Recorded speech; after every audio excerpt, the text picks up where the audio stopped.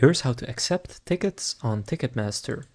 So it kind of depends on whether you get the link through your text or email, or if you just have a link, but just follow the link to the tickets that you've gotten, whether it's in your text or email. Now, if it is in your email, then you can simply click on accept ticket link in your email, but after that, it will just take you to Ticketmaster, where you can sign in or create a new account. But make sure that you use the same email address for your account as where the tickets were sent to.